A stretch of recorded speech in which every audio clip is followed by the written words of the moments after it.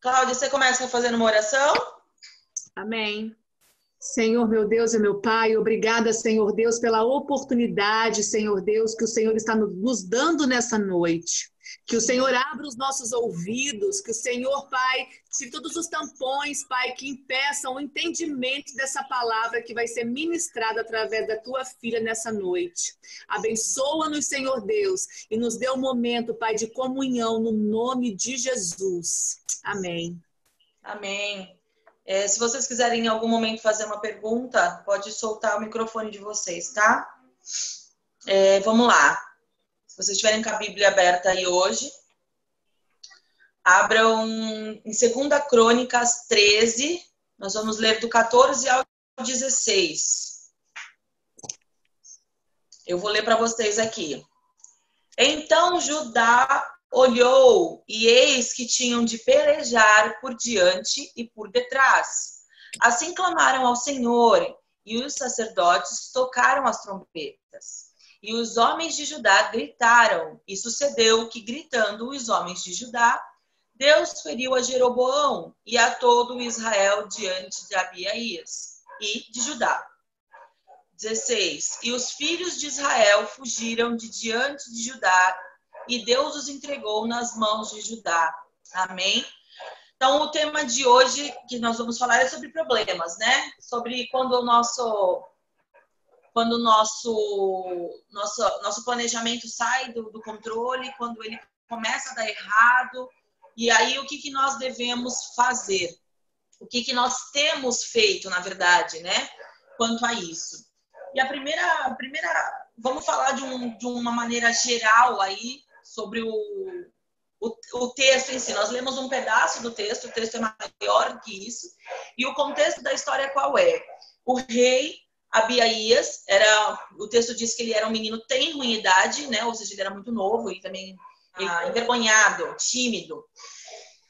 E aí ele é o rei de Judá, e que é o Jeroboão ali. Esse Jeroboão, ele quer contender com Abias, ele quer ir contra Israel, quer ir contra Judá nesse momento. E aí o que acontece?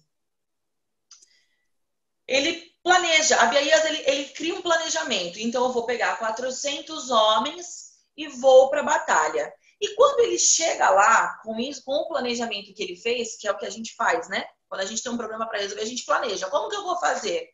Eu vou fazer de tal maneira, eu vou levar tantas coisas para resolver esse problema. E aí ele vai e faz planejamento. Ele fala, não, com 400 mil homens eu vou conseguir. E ele vai com 400 mil homens. E chegando lá, Jeroboão levou 800 mil homens. E aqui nós vemos que o planejamento dele já começa a dar errado daí, porque fica 2 para 1. Para cada um homem da tribo de Judá ali lutando do exército de Judá, tinha 2 homens da tribo de Israel. Né? E quantas vezes a gente não está usando os nossos meios para estratégia? Né? A gente não busca a estratégia no Senhor, a gente busca a nossa estratégia. Como que eu vou fazer? Vou levar 400, eu acho que dá. E ele chegando lá, ele viu que foi pouco para o outro exército. O problema dele era o dobro do que ele imaginava que seria.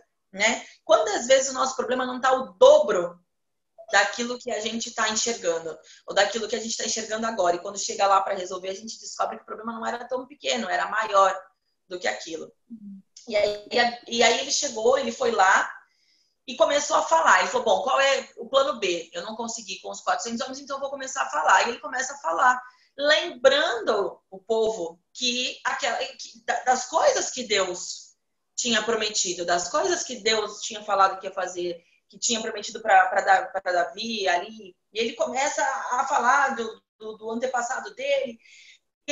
Ele tenta na força da voz. E quantas vezes a gente também não tenta na força da voz? A gente fica tentando dialogar, a gente fica tentando negociar, né? A gente quer negociar. Não, mas e se eu fizer assim? Não, mas e se eu fizer assado? Tá, esse foi o primeiro ponto que eu vi ali. E aí, enquanto ele estava ali falando, olha, presta atenção nisso, olha, presta atenção naquilo, Jeroboão, a Bíblia nos conta que Jeroboão começou a armar uma emboscada por de volta dele. Né? Tinham homens pela frente, tinham homens por detrás, e quando ele termina de falar, ele estava com uma emboscada armada. O exército dele estava com uma emboscada pela volta inteira. Quantas vezes a gente não se vê nesse mesmo jeito? Os problemas estão chegando agora, nesse tempo de crise, né? Todos os dias, se a gente parar para pensar, os nossos problemas estão armando uma emboscada. Porque a gente fica desempregado, ou então a gente está aqui na minha cidade, o pessoal está trabalhando 30% só do tempo que deveria. Consecutivamente está ganhando 30% do salário. Então está todo mundo se sentindo nesse momento de alguma maneira numa emboscada, né? Às vezes até emocional. E o problema está nos cirandando. Chega uma hora que a gente está desesperado. Diz que enquanto Abiaías tentava vencer dentro do seu planejamento, ele foi cercado por essa tropa inimiga, né? E aí, quando nós vemos que os nossos planos deram errado, a pergunta que não quer calar é: que atitude temos tomado? Será que a gente tem se desesperado? Tem chorado? Tem batido o pé e falado: o Senhor falou para mim que ia fazer? Né? É algo que nós, como seres humanos, nós somos maravilhosos para fazer, para cobrar o Senhor. Não, mas o Senhor disse que faria, o Senhor disse que ia ser, que eu ia passar por isso. O Senhor disse, nós temos essa tendência. Mas aqui nós aprendemos com Abiaía a fazer diferente. No momento que ele terminou de falar e que ele se viu numa emboscada, onde ele não tinha saída, não dava para ele ir para frente, não dava para ele ir para trás, não dava para ele ir para nenhum dos lados. E aquele problema que estava 2 vezes maior, 2-1 ali para ele, estava cercando, ele não tinha para onde ir. E aí a gente aprende com ele o que fazer. Abiaías clamou ao Senhor. Aliás, todo Judá clamou, não foi somente o rei. Todo Judá clamou ao Senhor. A palavra diz que eles clamaram. Clamar não é você falar, ai, Senhor. Não, é clamar, é buscar, né? É fazer diferente, é se entregar, é se despedaçar. Falar, Senhor, me socorre. Não tenho mais forças para ir sozinho. E logo em seguida que Judá clama, a palavra diz que a trombeta tocou e é em sinal de guerra, é um alerta, né? A trombeta, quando ela tocava, em várias passagens do Senhor, quando fala de trombeta, que é o shofar, a trombeta, quando ela tocava, ela era um sinal de algo. Na guerra, ela era um sinal de que a guerra estava travada, de que a guerra estava começando. Apesar dela ter outros significados na palavra, também como dizendo ali que era o Senhor falando, e o Senhor tocou a trombeta, e quando o Senhor Jesus for voltar, vai tocar a trombeta. Várias passagens falam da trombeta. E todas as vezes que a gente vê falando sobre trombeta, está falando sobre chamar a atenção, dar um alerta, né? E ali os sacerdotes tocaram as trombetas, né? E aí foi quando o povo de Judá gritou. A Bíblia diz que eles gritaram. A trombeta tocou, eles tiveram o alerta e eles gritaram, porque eles sabiam que a guerra ia começar naquela hora. Mas eles não saíram do lugar. Eles gritaram, mas eles permaneceram no lugar. Geralmente, quando a gente vê nos filmes de guerra, né? Quando há o grito que vai começar a guerra, eles gritam e sai uma tropa correndo para frente da outra.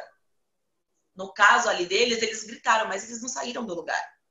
Eles permaneceram. Quantas vezes a gente não ora ao Senhor e não fala ao Senhor? Senhor, a gente até faz a parte do clamor, né? A gente faz a parte do clamor, ouve a trombeta e se desespera, porque fala, agora não vai dar, agora a guerra tá travada, agora vai vir para cima de mim, agora vai acontecer.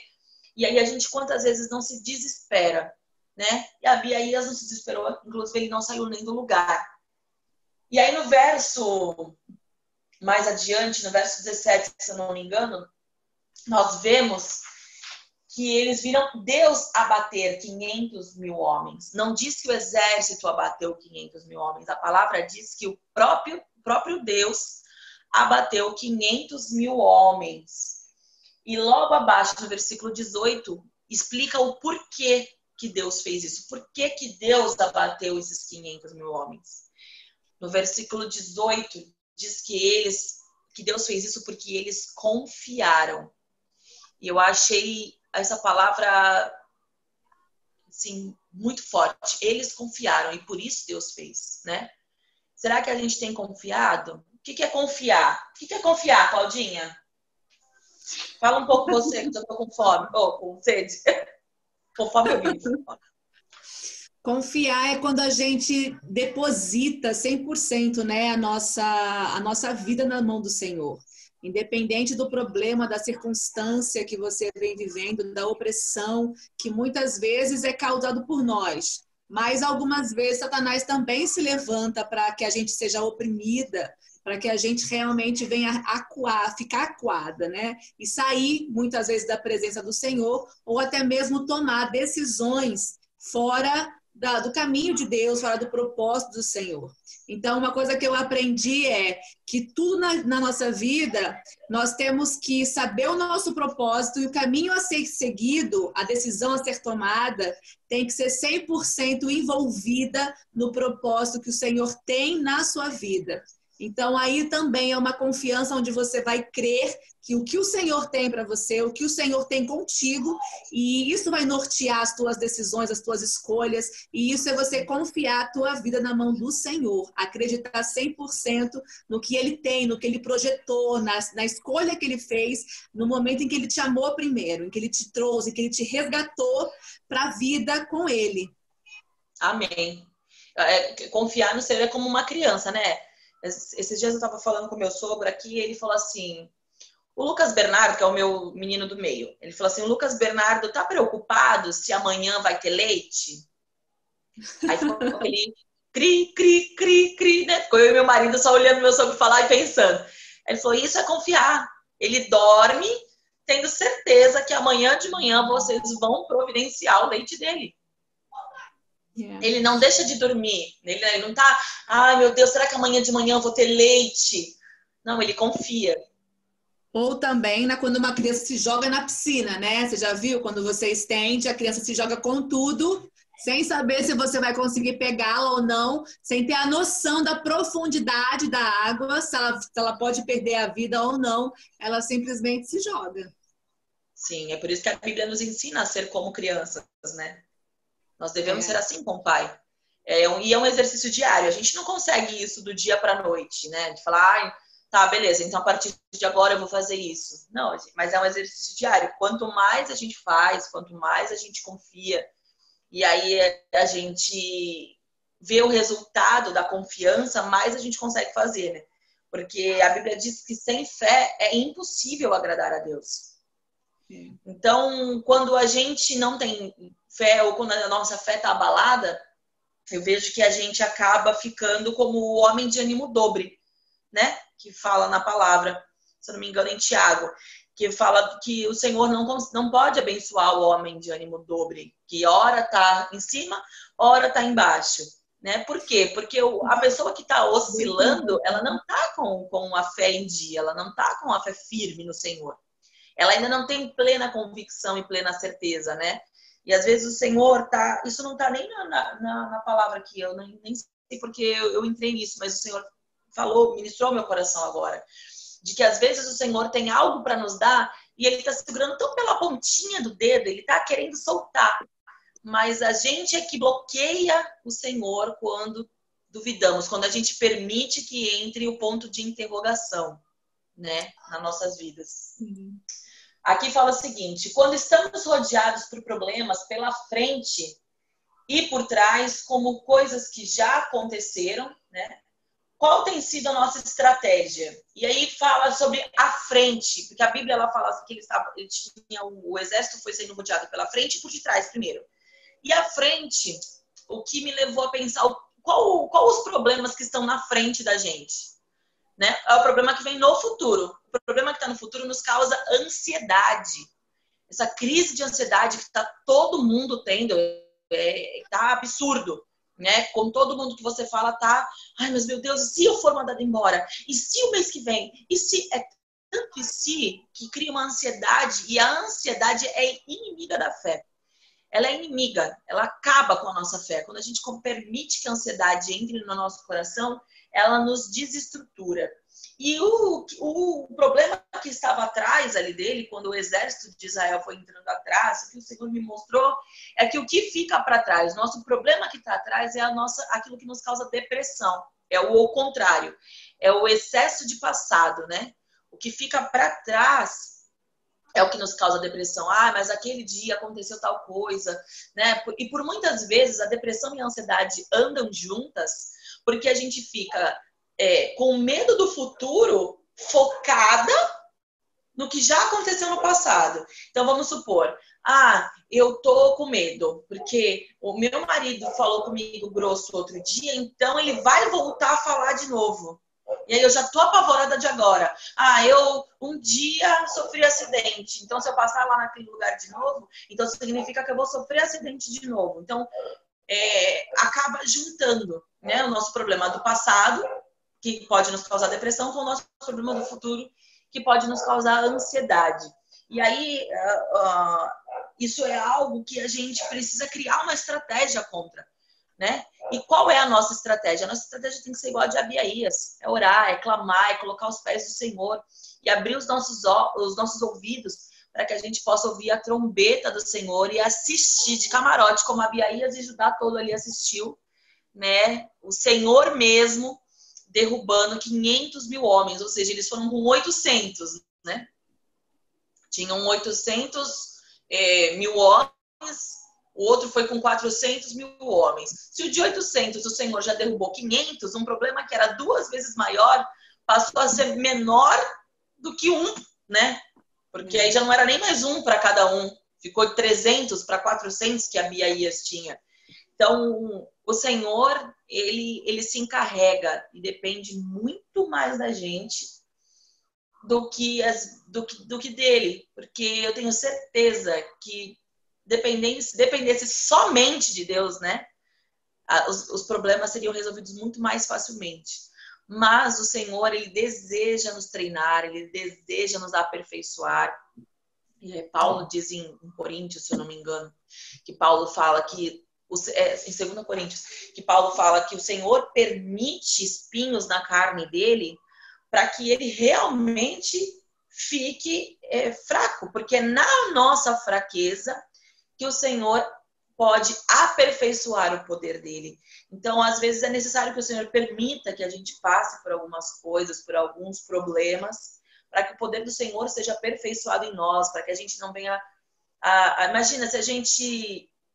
Já existe tanta gente soberba no mundo, né? Mesmo cheio de problema. Imagina uma pessoa que já é soberba, não sem problema nenhum. Senhor amado, né? Então, os nossos problemas, eles são para nos desafiar a ser cada vez melhor, confiar cada vez mais no Senhor. E a solução sempre vai ser o Senhor, né? A solução é sempre orar, sempre clamar, sempre confiar. É não desesperar, é não olhar para a situação. Porque se Abiaías tivesse olhado para a situação, era mais fácil ele ter se entregue, né? Ele não precisava ter orado, ele podia ter... Não, tá bem, beleza, eu me entrego, eu desisto da guerra. Não precisa ter mortes, né? Eu me entrego. E ele não decidiu se entregar. Será que a gente não tem, em alguns momentos, a gente não tem entregado os pontos e falado, não dá mais? Deu pra mim? Né? É algo que a gente tem que pensar. Porque a gente...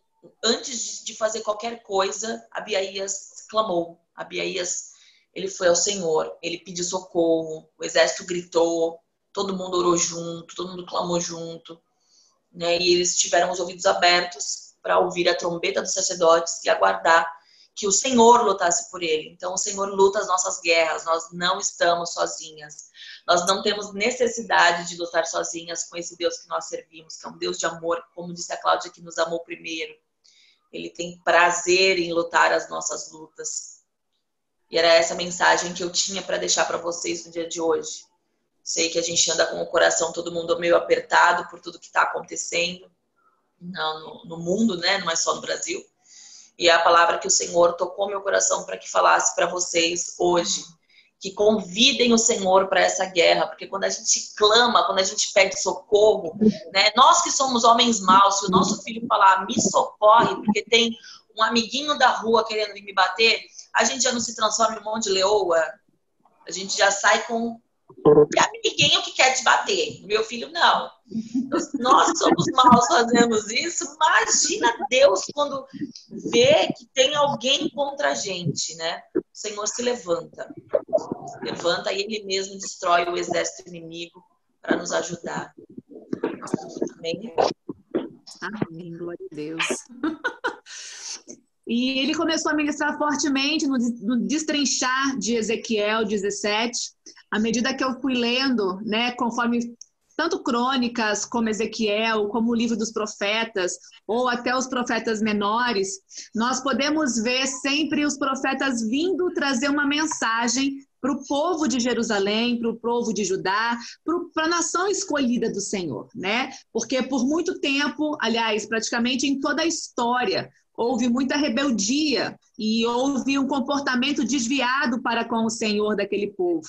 Então, eles não souberam retribuir ao Senhor tudo aquilo que o Senhor outrora havia feito, em outros momentos teria proporcionado, dentre livramentos, dentre bênçãos, né? E ao ler Ezequiel 17, depois se vocês quiserem também estar lendo, ali o Senhor envia o profeta Ezequiel para aquela nação para poder falar o que ia acontecer, que eles seriam exilados, que a Babilônia, Nabucodonosor, viria até eles buscá-los e eles seriam escravos de Nabucodonosor lá na Babilônia, exatamente porque eles fugiram do propósito de Deus. Eles tomaram ali decisões, eles tomaram posicionamentos que não eram para ter sido tomados. E à medida que a gente vai lendo, a gente vai percebendo dentro do assunto que a Aline ministrou, quando nós somos encurralados, nós tendemos a tomar inicialmente nós temos que tomar uma atitude inicial. A gente tem que fazer algo. E a gente se sente pressionado porque temos que tomar e rápido. Sermos imediatistas. E isso é destruidor, porque no momento em que estamos fragilizadas, em que estamos perdidas, encurraladas, ali vem uma opressão sobre a nossa vida e essa opressão faz com que a gente se aliancie, com que a gente faça pactos, com que a gente deva favores para pessoas que não estão dentro do propósito do Senhor, que você se ajunte, que você se aliancie. E uma coisa eu tenho muito, carrego muito dentro do meu espírito, é para ter cuidado com quem nós fazemos pacto, com quem nós fazemos aliança. Porque conforme você se pactua com uma pessoa, você pode se tornar escravo. E hoje é um tempo onde o Senhor vem trazendo para a nossa vida, Ele quer situações que nos liberte, Ele quer nos libertar dos nossos cativeiros, Ele quer que a gente se livre, sim, das pessoas que não agregam, das decisões mal tomadas, que a gente faça o caminho inverso e que a gente volte para a posição e o lugar que o Senhor quer que nós estejamos hoje, não vai ser sempre uma posição confortável. Às vezes vai requerer sim uma aflição, porque você pode faltar alguma coisa na sua casa, você pode não ter o luxo que você gostaria de ter, desfrutar do benefício que você gostaria de desfrutar, porém você vai estar na posição do Senhor. E um abismo, a palavra diz, que chama outro abismo. Ao nós tomarmos uma decisão mal tomada nesses tempos de crise, automaticamente vai começar a virar uma bola de neve na sua vida. Então, nós precisamos sim, como a Aline falou, clamar, buscar o Senhor, não só para tomar as decisões imediatas, mas também para poder consertar a nossa casa. Porque o Senhor, Jesus, Ele veio, Ele se fez carne para que Ele destruísse Satanás, para que a gente fosse liberto de Satanás. E se a gente for e se aliançar com pessoas que ele não tem propósito para estar do nosso lado, para estar conosco, em vão vai ser. a vinda de Jesus. Em vão vai ter sido o sacrifício dele. Se nós não clamarmos, pararmos para ouvir atentamente o que ele quer e romper, quebrar cadeia por cadeia, grilhão por grilhão, que prende a nossa vida, estagna a nossa vida, e não falo estagnar uma vida por prosperidade, mas um estagnar de você morrer, de você paralisar espiritualmente com Deus. Porque mesmo diante da crise, o Senhor tem experiências para você nesse tempo. Você não deve se achar menos, você não deve se achar pequena, que você é incapaz, que só a Aline, porque a Aline fala bem, porque a Aline tem experiências com o Senhor. Todas nós podemos ter experiências com Deus. O Senhor tem uma porção para liberar para cada uma de nós. E é nesse tempo hoje, porque nós estamos para viver um avivamento. Mesmo diante da crise, o avivamento de Deus vai vir. Porque há uma promessa que antes dele vir vai ter um grande avivamento nas igrejas. E esse avivamento começa por nós, na nossa casa, com a nossa família, com os nossos filhos, administrando os nossos problemas, tendo equilíbrio diante das circunstâncias que o Senhor vai permitir que nós passemos. Então, nada disso é em vão, nada disso é o peso da mão do Senhor sobre a vida dos escolhidos. Pelo contrário, é propósito. Ele está nos testando hoje para saber aonde está o nosso coração. Se o nosso coração está firmado nele, se nós faremos as escolhas baseadas no propósito dele, se o nosso posicionamento é clamar o nome dele, ou se nós, na primeira oportunidade, vamos nos vender porque não confiamos, não esperamos no Senhor. Amém?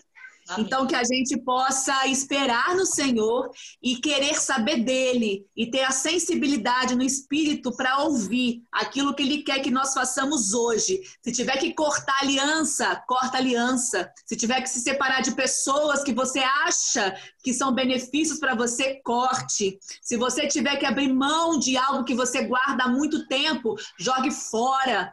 Mas peça ao Senhor que te revele tudo aquilo que está atravancando a tua vida espiritual nesse dia, impedindo que você enxergue, impedindo que você ouça, impedindo que você tome as decisões, os posicionamentos no Senhor. É o que ele manda dizer para vocês hoje, no nome de Jesus. Amém, glória a Deus, é isso aí. As alianças são extremamente importantes em todos os sentidos, né? Aliança que fazemos com amigos errados, aliança que fazemos até...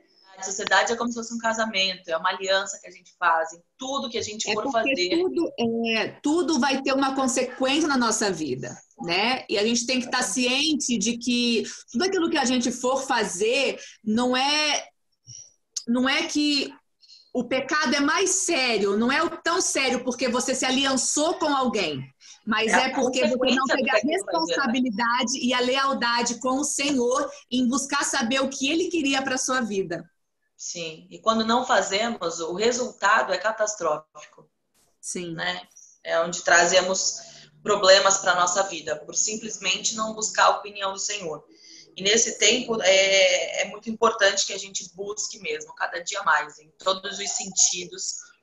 É importante para todas as coisas, para dar um passo. Né? A gente vê isso na história de Davi. Não é à toa que Davi era o homem segundo o coração de Deus.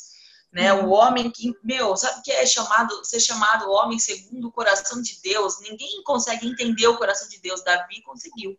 Davi tinha um coração segundo o coração do Senhor. Mas por quê? Davi não dava um passo se o Senhor não falasse. Ele não ia para frente, ele não ia para trás, ele não saía do lugar enquanto o Senhor não falasse.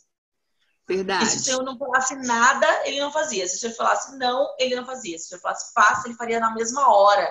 Ele nem titubeava, ele sabia qual era a voz do Senhor, ele tinha os ouvidos abertos para ouvir a voz do Senhor. E um coração obediente. A obediência de Davi era fantástica. E que a gente possa aprender, né, a ouvir o Senhor. Então, que a gente possa colocar o Senhor na frente de todas as coisas, de todas as nossas decisões. Que assim que os problemas se levantarem, nos rodearem pela frente ou por trás, ou por todos os lados, que a gente tenha o primeiro pensamento da gente seja em clamar ao Senhor e buscar o que o Senhor Senhor quer falar conosco, o que o Senhor quer que a gente faça. Por muitas vezes, o Senhor vai falar, inclusive, para a gente não fazer nada, que é algo que para o cristão, na verdade, para o ser humano, é difícil, porque a gente espera fazer alguma coisa, né? É muito estranho a gente falar, meu Deus, eu não vou fazer nada e esse problema vai se resolver como? E tem problemas que é o próprio Deus que resolve para nós. Tem problemas que o Senhor vai falar, avante, vai, marcha. Tem problemas que o Senhor vai dizer, é comigo, eu que vou fazer, né? É do meu jeito. E para cada coisa que acontece, o Senhor tem uma imaginação fantástica. Se você ler a Bíblia, gente, cada coisinha que acontece, ele tem uma saída totalmente diferente da outra, né? Cada vez que ele vai curar alguém, não tem uma cura que é igual a outra. Cada cura é uma coisa específica. Então, que a gente também possa depender do Senhor nesse sentido, né? De buscar qual é o jeito que é para fazer. Porque às vezes a gente pode passar pelo mesmo problema 2 vezes, mas o Senhor quer resolver de maneira diferente. Para nos mostrar que Ele é Deus, que Ele é que sabe como fazer cada vez na nossa vida. Amém? Amém. Alguém tem alguma pergunta? Alguém quer falar alguma coisa? Certo, foi maravilhoso. Acho que tudo que eu estava precisando ouvir hoje. Glória a Deus. Glória a Deus, que bom. Fico feliz. Eu acho que está todo mundo enfrentando problema, né? Essa palavra acaba encaixando para todas nós. Porque antes de falar com vocês, o Senhor certamente falou com a Cláudia enquanto ela ouvia ele falar e ministrou comigo também quando ele me passou a palavra. Então, estamos todas no mesmo barco. Você, mãe, quer falar alguma coisa? Eu quero falar que eu gostei bastante da palavra e que realmente, né, o que a gente está passando, eu imagino que tem muita gente que deveria ter ouvido essa palavra, porque tem muita gente nessa situação de desespero, de pânico e de não confiar, né? E realmente a gente sabe que está complicado para todo mundo, mas nesse momento a gente precisa entender que é só Deus mesmo para nos fortalecer. Se pegar com Deus mesmo, é a única coisa que a palavra veio assim muito certinho, inclusive para mim, né, Aline? Você sabe que eu sou meia, não chega a ser desesperada, mas a gente se preocupa, né, com a situação. Esse é o caminho, gente. É palavra.